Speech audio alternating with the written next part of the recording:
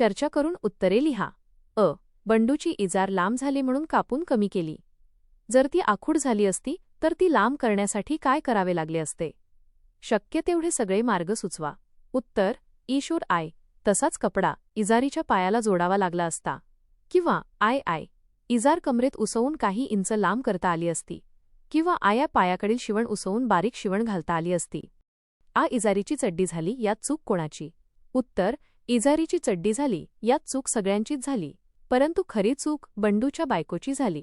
कारण इजारीचे पाय प्रथम तिने कापले ते तिने बंडूच्या बहिणीला, आईला व बंडूला सांगायला पाहिजे होते.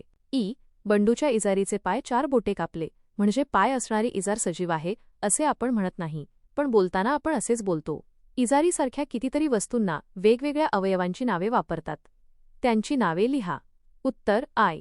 टेबलाचे पाय आय. पेनची जीभ आय. कपाचा कान आय. व्ही. बटाट्याचा डोळा व्ही. बाटलीचे तोंड वाय. सुईचे नाक व्ही. कांगव्याचा दात व्ही. चपलेचा अंगठा. प्रश्न 2. खालील वाक्यांमध्ये कंसातील शब्दांपैकी योग्य शब्द वापरून वाक्य पूर्ण करा. त्या वाक्यांचा अर्थ लिहा. कान, नाक, पाय, हात, डोळा, केस, पाठ, पोट, गळा, तोंड.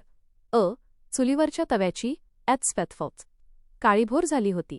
उत्तर चुलीवरच्या तव्याची पाठ काळीभोर झाली होती. अर्थ तव्याची पाठ म्हणजे तव्याची मागची बाजू. कपाचा थोर तुटला होता म्हणून दिलावरने चहा ग्लासात ओतला.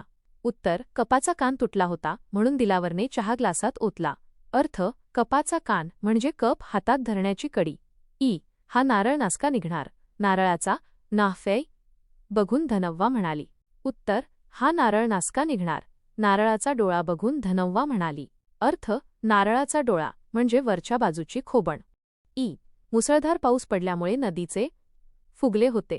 उत्तर मुसळधार पाऊस पडल्यामुळे नदीचे पोट फुगले होते. अर्थ नदीचे पोट म्हणजे नदीचे पात्र. कितीही जोर लावला तरी बाटलीचे उघडेना. उत्तर कितीही जोर लावला तरी बाटलीचे तोंड उघडेना. अर्थ बाटलीचे तोंड म्हणजे बाटलीचे बूच. चरवीतले दूध गंजात ओतले तर ते गंजाच्या पर्यंत आले. उत्तर चरवीतले दूध गंजात ओतले तर ते गंजाच्या गळापर्यंत आले. अर्थ गंजाचा गळा म्हणजे वरची तोंडाजवळची बाजू. सुईच्या दोरा ओवून धोंडूमामांनी शिलाई मशीन सुरू केली. उत्तर सुईच्या नाक दोरा ओवून धोंडूमामांनी शिलाई मशीन सुरू केली. अर्थ सुईचे नाक म्हणजे सुईचा नेढा. आंब्याच्या कोईचे पांढरे होईपर्यंत गणूकोय चोखत राहिला. उत्तर आंब्याच्या कोईचे केस पांढरे होईपर्यंत गणूकोय चोखत राहिला.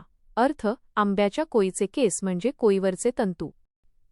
आपले शेकडो पसरून उभे असलेले वडाचे झाड वर्षानुवर्षे सगळ्यांना सावली देते.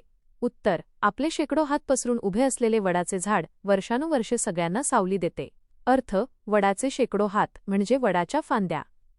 खोलीतल्या एकमेव खुर्चीचा साखार इकनेंक मोडला होता म्हणून मी जमिनीवर बसलो. उत्तर खोलीतल्या एकमेव खुर्चीचा पाय मोडला होता म्हणून मी जमिनीवर बसलो.